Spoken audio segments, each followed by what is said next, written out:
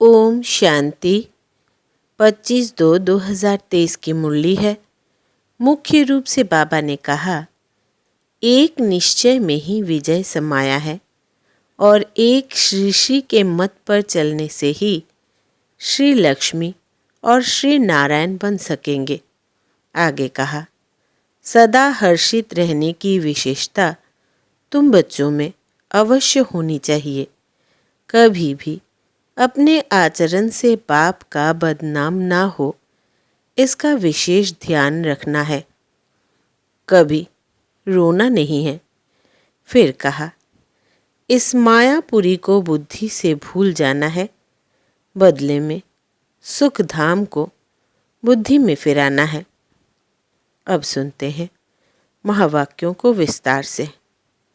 बाबा कहते, मीठे बच्चे, श्री श्री की श्रेष्ठ मत पर चलने से ही तुम नर से श्री नारायण बनेंगे। निश्चय में ही विजय है। प्रश्न है, ईश्वर की डायरेक्ट रचना में कौन सी विशेषता अवश्य होनी चाहिए? उत्तर, सदा हर्षित रहने की। ईश्वर की रचना के मुख से सदैव ज्ञान रत्न निकलते रहे। चलन बड़ी रॉयल चाहिए। बाप का नाम बदनाम करने वाली चलन ना हो। रोना, लड़ना, झगड़ना, उल्टा सुल्टा खाना, यह ईश्वरीय संतान के लक्षण नहीं। ईश्वर की संतान कहलाने वाले अगर रोते हैं, कोई अकर्तव्य करते हैं, तो बाप की इज्जत गंवाते हैं। इसलिए बच्चों को बहुत बहुत संभाल करनी है। सदा ईश्वरीय नशे में हर्षित मुख रहना है। ओम शांति। बच्चों का मुखड़ा देखना पड़ता है। यह कोई साधु संत नहीं, बाप दादा और बच्चे हैं। उसको कहा जाता है ईश्वरीय कुटुंब परिवार। ईश्वर यानी परम पिता, जिनका बच्चा है यह ब्रह्मा। फिर तुम हो ब्रह्मा कुमार कुमारियाँ। वो है वर्ल्ड का फादर। यूं सारी दुनिया के 3 फादर तो होते ही हैं। एक निराकार बाप, दूसरा प्रजापिता ब्रह्मा, तीसरा फिर लौकिक बाप। परंतु यह किसी को भी पता नहीं है। चित्र आदि भी बनाते हैं, लेकिन जानते नहीं कि यह कब आए थे। शिव का भी चित्र है, ब्रह्मा विष्णु शंकर का भी चित्र है, परंतु वो क्या पाठ बजाते हैं, उन्हों का नाम क्यों गाया जाता है, यह कोई भी नहीं जानते। भल बहुत पढ़े हुए हैं, लाखों की संख्या लेक्चर सुनने जाती है, परंतु तुम बच्चों के आगे जैसे कुछ भी नहीं जानते। बिल्कुल ही तुच्छ बुद्धि है। बाबा आकर तुमको स्वच्छ बुद्धि बनाते हैं। तुम सब कुछ जानते हो। ऊंच ते ऊंच बाप है। अब नई रचना रच रहे हैं। नई दुनिया में नई रचना चाहिए ना। गांधी जी भी कहते थे नई दुनिया, नया राज्य चाहिए। भारत ही है जिसमें एक राज्य सतयुग में होता है।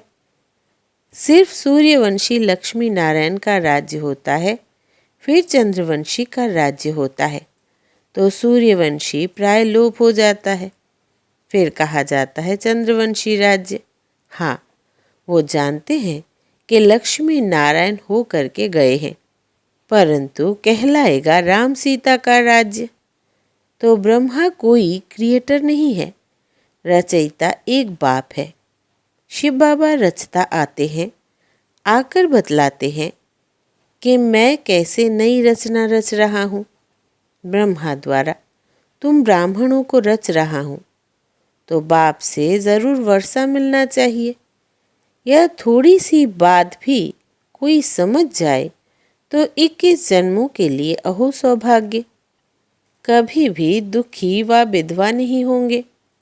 यह किसकी बुद्धि में पूरा नशा ही नहीं है बहुत सहज। गीत है, तकदीर जगाकर आई हूँ। ओम शांति। तुम आते हो इस पाठशाला में। किसकी पाठशाला है? श्रीमद् भगवत की पाठशाला, फिर उनका नाम गीता रख दिया है। श्रीमद् श्रेष्ठ ते श्रेष्ठ परमात्मा की है। वो अपने बच्चों को श्रेष्ठ मत दे रहे हैं। आगे तो तुम रावण की आसुरी मत पर चलते आए हो, अब ईश्वरीय बाप की मत मिलती है। मैं सिर्फ तुम्हारा बाप नहीं हूँ, तुम्हारा बाप भी हूँ, टीचर भी हूँ, सद्गुरु भी हूँ। जो हमारे बनते हैं, कहते हैं शिव बाबा ब्रह्मा मुख द्वारा हम आपके बन गए। प्रतिज्ञा करते हैं मैं आपकी हूँ, आपकी ही रहूँगी। बाबा भी कहते हैं तुम हमारे हो, अब मेरी मत पर चलना। श्रीमत पर चलने से तुम सो श्रेष्ठ लक्ष्मी नारायण बन जाएंगे। गारंटी है। कल्प पहले भी तुमको नर से नारायण, नारी से लक्ष्मी बनाया था। ऐसा कोई मनुष्य कह ना सके। किसको कहने आएगा नहीं। यह बाप ही कहते हैं मेरे बच्चे, मैं तुमको राजयोग सिखलाकर फिर से स्वर्ग का मालिक बनाता हूँ। सतयुग है अल्लाह की दुनिया। भगवती भगवान को अल्लाह कहेंगे। इस समय सब उल्टे लटके हुए हैं। चील आकर टूंगा लगाती है ना, यहाँ भी माया टूंगा लगा देती है। दुखी होते रहते हैं। अभी बाप कहते हैं तुमको इन दुखों से, विषय सागर से क्षीर सागर में ले चलते हैं।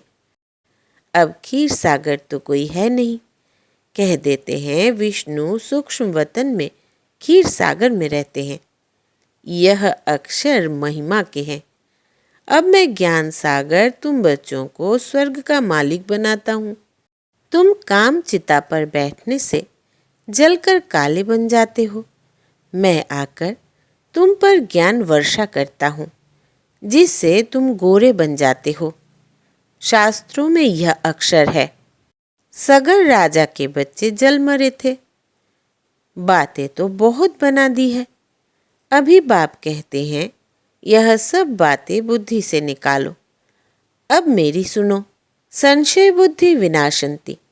अब मुझ पर निश्चय रखो तो निश्चय बुद्धि विजयंती। विजय माला के दाने बन जाएंगे। माला का राज भी समझाया है। जो अच्छी सर्विस करते हैं उनकी विजय माला बनती है। सबसे अच्छी सर्विस करने वाले दाने रुद्र माला में आगे जाते हैं, फिर विष्णु की माला में आगे जाएंगे।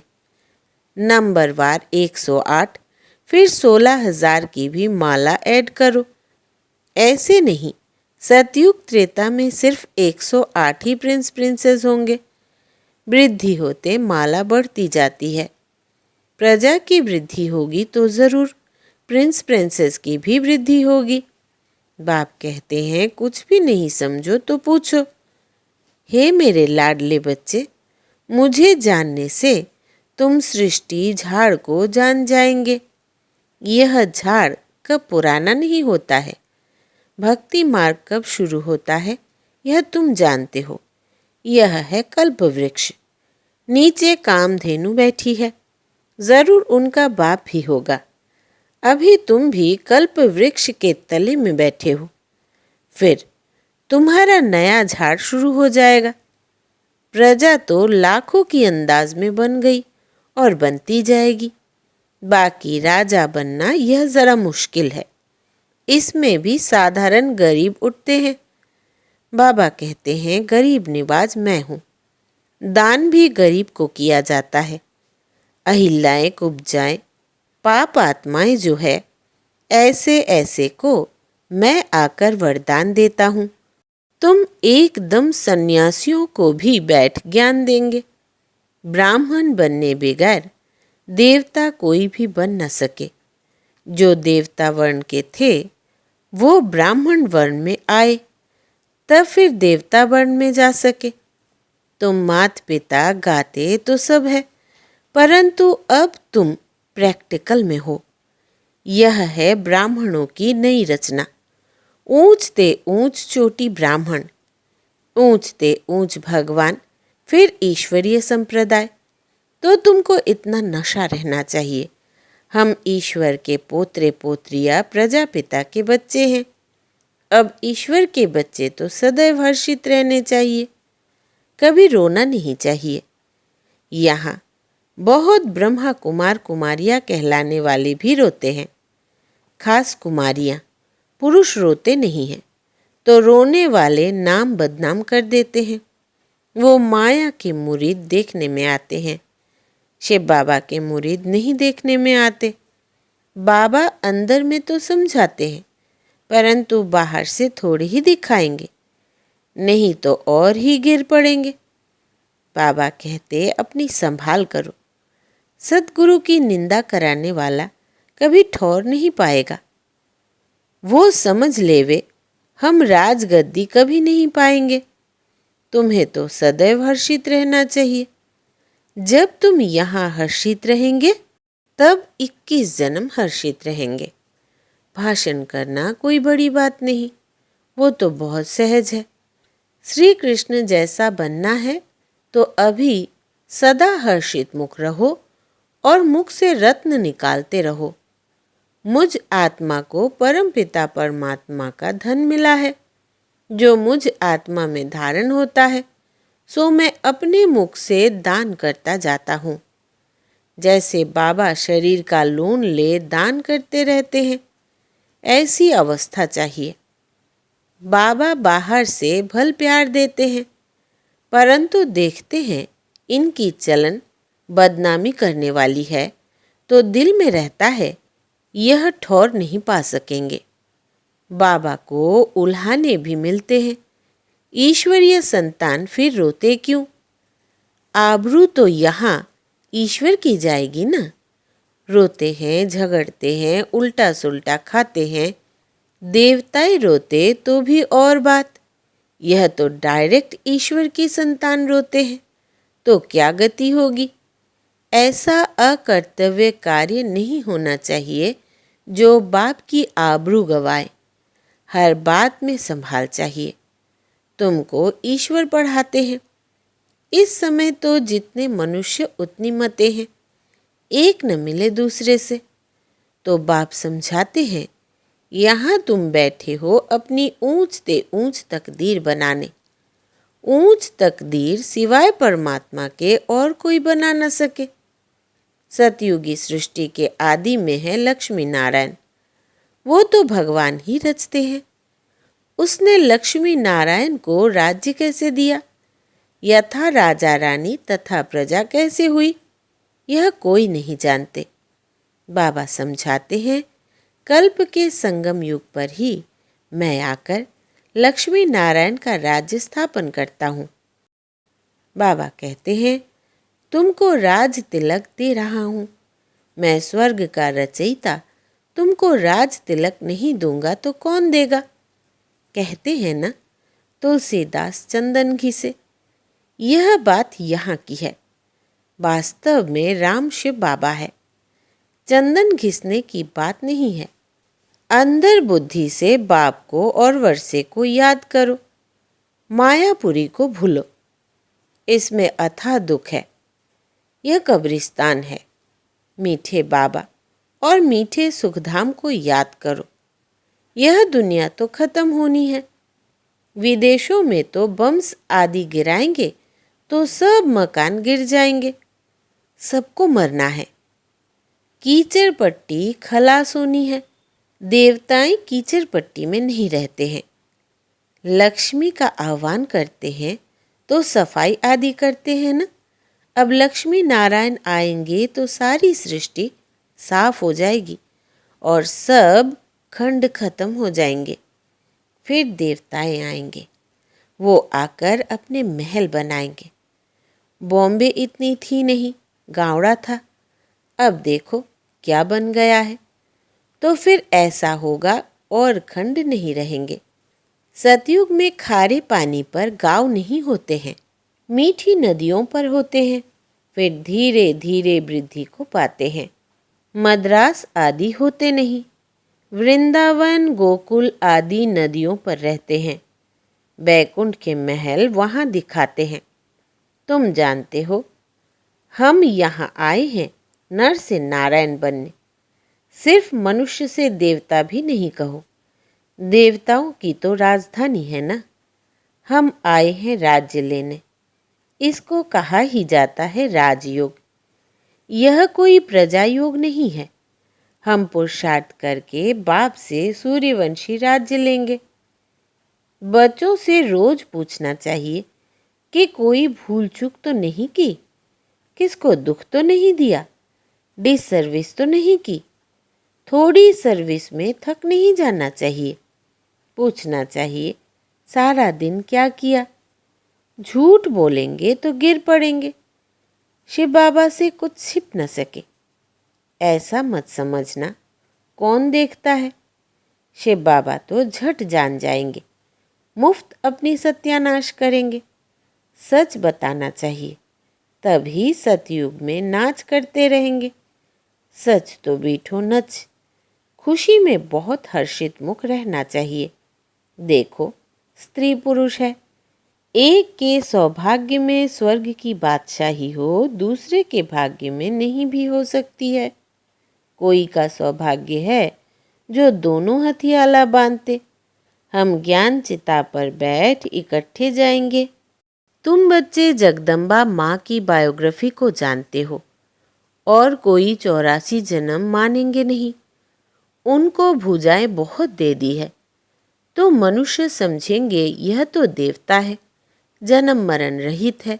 अरे, चित्र तो मनुष्य का है ना, इतनी बाहें तो होती नहीं। विष्णु को भी 4 भुजाएं दिखाते हैं, प्रवृत्ति को सिद्ध करने के लिए। यहाँ तो 2 भुजाएं ही होती है।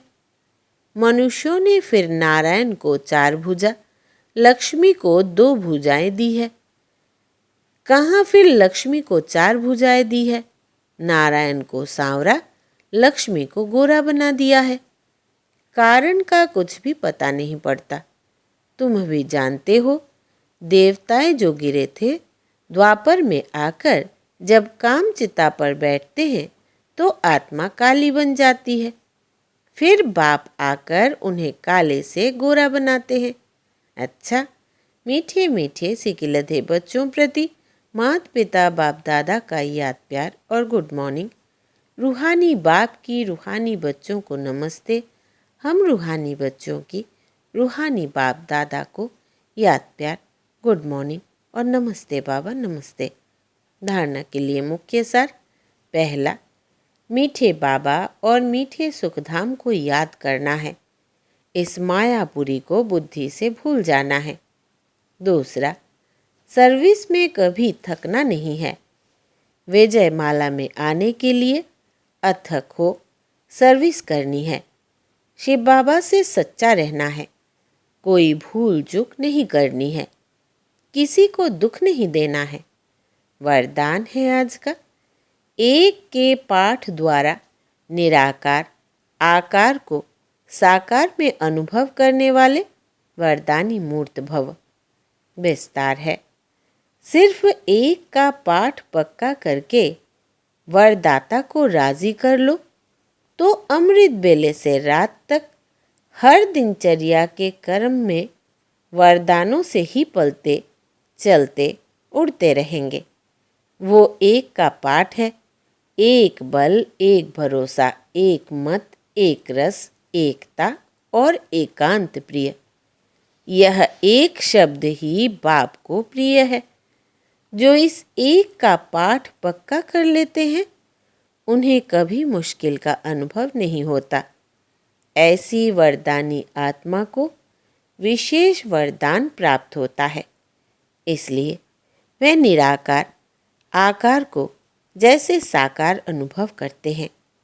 स्लोगन है, किसी से किनारा करके अपनी अवस्था बनाने के बजाय सर्व का सहारा बनो।